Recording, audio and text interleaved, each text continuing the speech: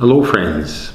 Today I'd like to speak to you about the meeting that we have every year of all of the Catholic bishops from across all of Canada. So it's a meeting of about 75, 80 bishops. And this year we gathered for that 5-day meeting in Quebec City, a beautiful area. And what do bishops, when they get together, talk about? Well, obviously, we talk about things like the liturgy, prayer, developments in that whole area of how we celebrate the rites. Also, we talk about catechesis, about instructing young people, catechism classes and programs for young people, but also very much for adult faith formation. How do we evangelize and bring to Christ, bring to faith, bring to the church those people in their 20s and 30s and 40s? How do we do that? Also, what can we do together to protect and enhance life at every stage, from conception to the moment of natural death?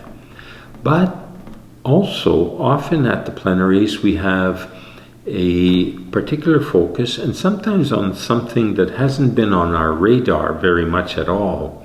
At the end of September, when we had the plenary this year, we had a speaker come and give us a presentation and lead in conversation around that. And it was about the whole question of migrants, refugees, asylum seekers, especially in regards to Canada. His name was Father Fabio Baggio, and he works at the Vatican in the dicastery, the Congregation for Promoting Integral Human Development. In fact, he just got named a cardinal about a week ago. Anyway, he was presenting to us about this whole phenomenon that we see here in Canada also very, very much. And it's the question of people newly arriving to Canada. A few statistics that caught my attention. That in 2023, there was more than 281 million people around the world that were on the move.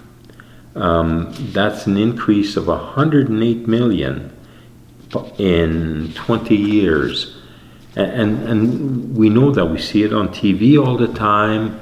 We see it here in Canada, on our streets, at our schools, in our churches, in our parishes, people from all over the world. And so that's total number of people on the move, 281 million. Amongst those, there's refugees. There's last year, 2023, there was 31.6 million refugees. So this is 31.6 million people who have had to flee from their home.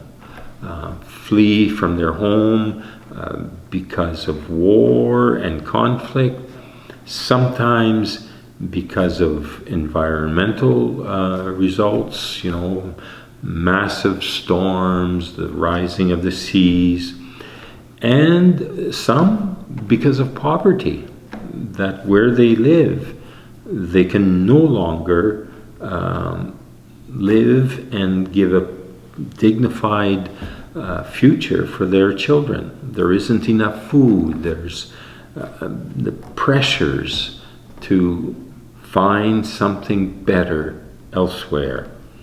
And in that number of refugees, well, what about in Canada? Well, if we, again, I'm going from the statistics that we were presented, in Canada, 23% of the population comes from immigration. That means 23% of the Canadian population was born, came from other than Canada. And so of that, we have a total population in Canada of a bit over 41 million. Well, last year it grew by 6.6%. Okay. More and more people in Canada. But 99.3% of that increase was through immigration. And so that's the whole question of then how do we see people coming into our country, whether it's for economic opportunities or coming together with their families, coming together, or whether it's fleeing, as I said, violence or conditions that make their life impossible where they live now. And so they bring many challenges. They have the challenge of health, physical and mental health.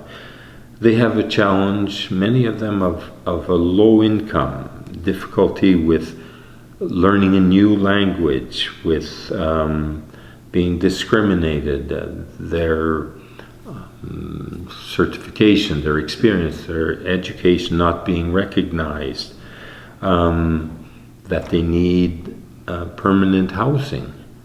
And we know the crunch for adequate housing in Canada right now. And there's all those questions of as refugees or as temporary workers or being accepted towards a permanent residence, all that worry of their status and possibly being deported. And there's also dangers that either in the labor market, on the farms, or even in things like the sex trade, that being vulnerable, they will be caught up in that. And also being seen as the stranger. And so questions of prejudices and discrimination that they have to live. So all of that, the question then becomes, well, what do we do in our dioceses? But I'm going to say also, what do we do in our parishes? In the diocese, we do have a ministry for refugees, and there's a certain number of people that can come in every year. There's like a quota that we can embrace, and so working with the refugees in the refugee camps, working with members of their families already here, we're the ones that sign the agreement saying, yes, we guarantee this person, counting, of course, on the family already here.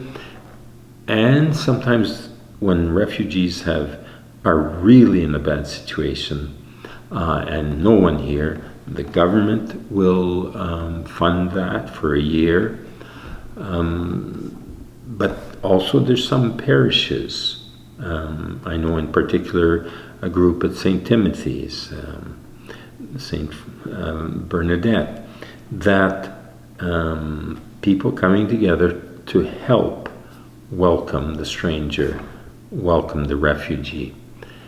And that's, when he was speaking, this Father Fabio, seeing the growing multicultural diversity in our country, how do we welcome all newcomers, but how do we especially render assistance to those who are really vulnerable with almost no finances, no ways of escaping from their poverty or their, the refugee camps.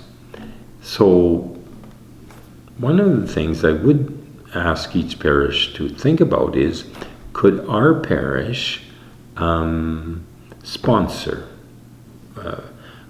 working with the ministry we have, we have a person hired part-time to help with this whole area.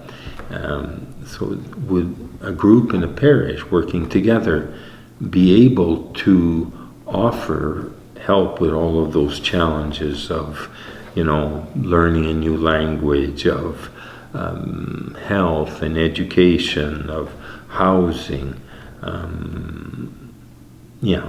all of those things that when a family comes to Canada, what they would hope to receive or to be able to live, and Canadians, a group of a parish, working to meet them and help them in that.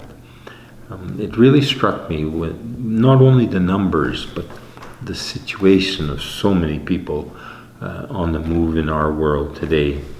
And to always then recognize that, as was shared with us by Father Fabio, the newcomers, they bring their knowledge, they bring their experience, they bring their values, their culture, their language, their way of living out their faith, those who are Christians, Catholics, their spirituality. And so, yes, it's welcoming and protecting them from harm and promoting their well-being and helping them integrate into the Canadian society while maintaining their own identity. So help given to them, but also very much receiving the many gifts that they bring to our country. So to think about that, how as a church, parish, an individual even, we can be of help for those who, especially those who had to flee from their land, from their home, and welcome them. Thank you.